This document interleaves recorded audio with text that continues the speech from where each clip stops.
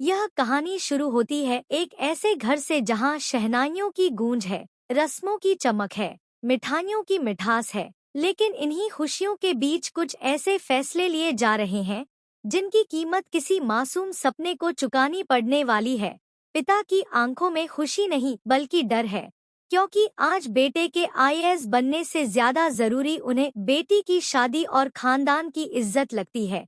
सूरज चुप है, उसकी खामोशी में सवाल हैं, शिकायतें हैं, पर आवाज नहीं है।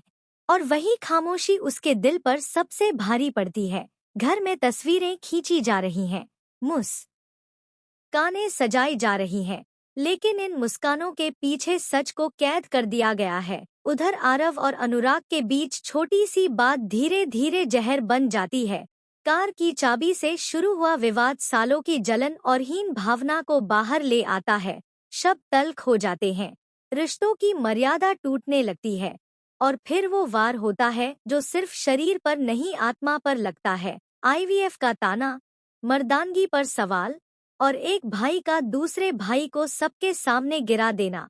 उस पल संगीत भी जैसे चुप हो जाता है और अनुराग की आंखों में सिर्फ अपमान बचता है। वहीं सूरज महसूस करता है कि इस घर में उसके लिए भरोसे की कोई जमीन नहीं है। पिता खुद को अभागा मानते हैं, भगवान से माफी मांगते हैं, क्योंकि जिस बेटे को उड़ान देनी थी उसी के पंख वो खुद काट रहे हैं। दवा शरीर के जख्म भर सकती है, पर सूरज के मन पर लगी चोट का कोई इलाज नहीं। सवाल उठते हैं, सच्चाई उगलवाई जाती है, और जब ये कहा जाता है कि ये बच्चा खानदान का अंश नहीं, तो जैसे पूरे घर की नींव हिल जाती है। उसी सच्चाई के नाम पर एक और फैसला सुनाया जाता है। सूरज अब आईएएस नहीं बनेगा, क्योंकि वो बेटा है और बेटे को बाप की मर्जी से जीना होगा।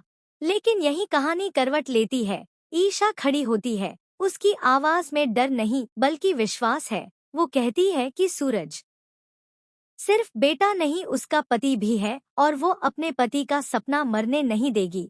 यही बात घर के मालिक को नागवार गुजरती है और एक झटके में रिश्तों के दरवाजे बंद कर दिए जाते हैं।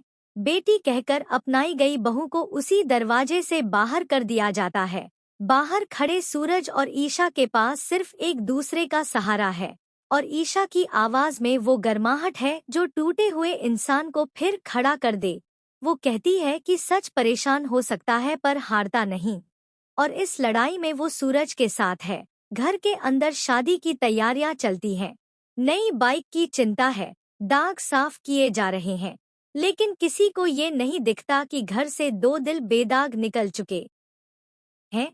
सब मिन्नतें करते हैं, रोते हैं, पर जिद का दरवाजा नहीं खुलता, और इसी जिद के पीछे छिपा है एक बड़ा डर। आखिर ऐसा क्या है जिससे सूरज के आईएएस बनने से इतना अनर्थ हो जाएगा? किस सच्चाई से पापा जी भाग रहे हैं और किसने उन्हें इस हद तक तोड़ दिया है?